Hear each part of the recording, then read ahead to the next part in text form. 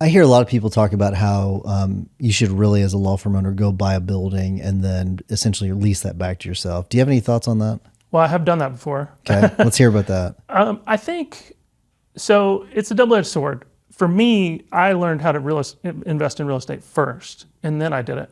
I have people reach out to me sometimes for advice on this exact topic, but a lot of times, if they have no real estate experience, real estate really, from my point of view, starts with making sure you get a good deal on the front end. And if you don't have any real estate experience, it's kind of hard to understand whether you're getting a good deal or not. So with that caveat, if you can get a decent deal on real estate, it can be amazing because you can buy the building in a separate entity. You can lease it to your law firm company, probably at a premium. You get to convert, from a tax perspective, you can convert active income to passive income because now you're taking some of your income and you're sending it to an LLC that you still own, for example, but now that's passive income that's taxed differently than ordinary income. And you get to be in control of your building. You're taking that money you would have paid in rent anyways, and you're using it to pay down debt. Okay, so there's a couple things I want to cover there. Sure. It's the passive versus active income. We'll start with that, and then after that, I want to get into what actually, when you're looking at getting a deal on real estate, what does that look like? So Sure. let's passive versus active.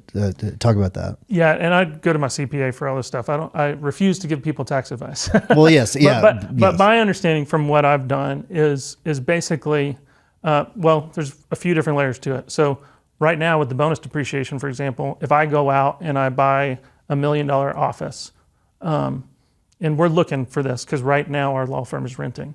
If I go buy $1 million building, for example, I can do a bonus depreciation through cost segregation and probably write off about $300,000 of income. Right off the bat. Immediately. Boom. So it's, October. If I close on a building in December, the timing might be off. If I can get the cost segregation done and in order to apply it for this year, then I can offset $300,000 of my active income. Wow. Through bonus depreciation. So that's huge, obviously. Then on top of that, let's say I'm paying $5,000 of rent where I'm currently at. Well, if I up the rent to $7,000, that's an extra $25,000 that goes, comes out of my income. Yeah. That's not taxed anymore.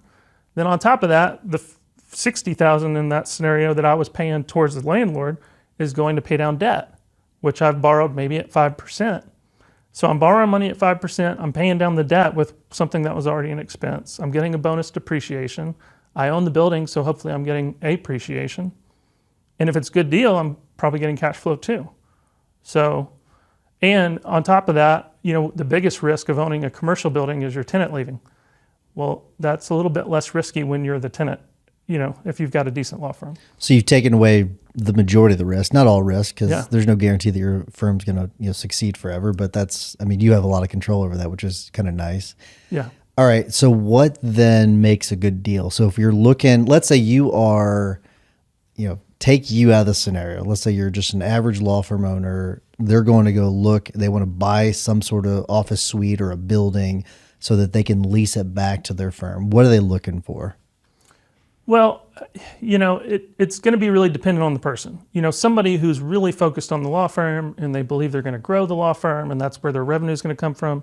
They're not trying to be a real estate investor, Sure. Then probably there needs to be a little bit more focus on how does the building encourage their business plan for their law firm, right?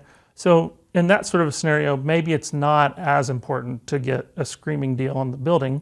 Maybe it's more important that the building serves the business. But the biggest thing is, I was talking to a dentist not long ago who was trying to buy their building.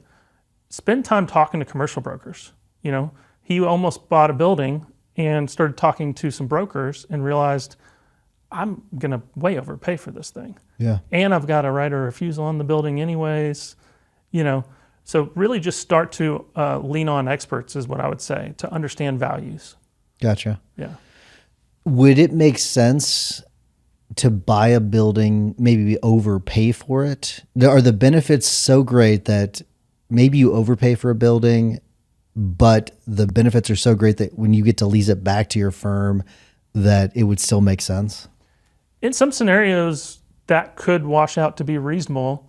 I wouldn't recommend it because there's never a reason you have to overpay for a building. There's always a building that you can buy that's below market value, much less at market value. Yeah. The only scenario that maybe I would encourage it potentially is like if you're leasing a building long term, you know you want to be there, you're willing to pay a little bit of a premium because that building helps your business so much, and you can offset that with some of the benefits we've talked about.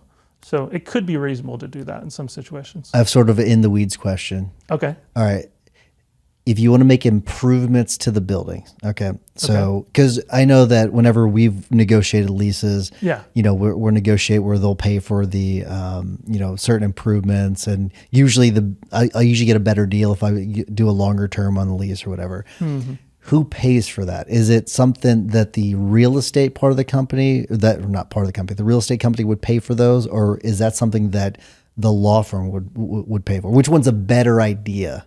If you own both? If you own both. If you own both, it's probably the best idea for the law firm to pay for it because you can just immediately cut that out of your income. Now, it negatively affects bankability and things. You're going to show less income. Sure. Right? Less profit. Right. So if that's important for you for that year, that could be a consideration. But generally, you're going to pay less taxes if you as a law firm pay for a bunch of things. Now your profit goes down. So that's... To me, that sounded right. That logically, that sounded correct. But I wasn't, because sometimes there's things like that you would know because you're on the real estate side that I wouldn't know. I've already learned a lot from you on some of the few things. So that's awesome.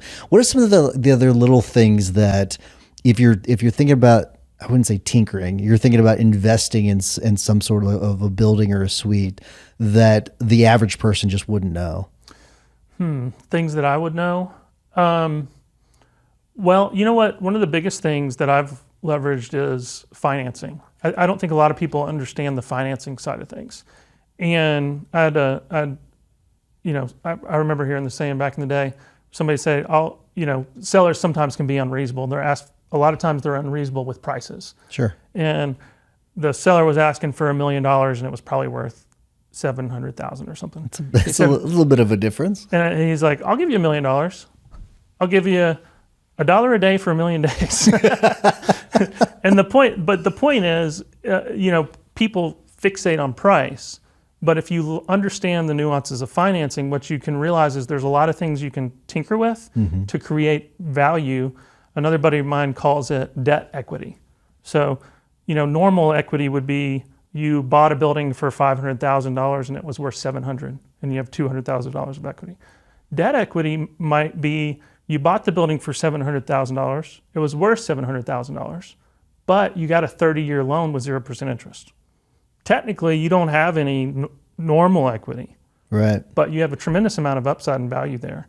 So that's the biggest thing I've learned is seller financing, creative financing, figuring out ways to create value there. And it's a really amazing tool, especially in a debt fluctuating market like this, because you can buy things that other people can't buy at prices they can't pay.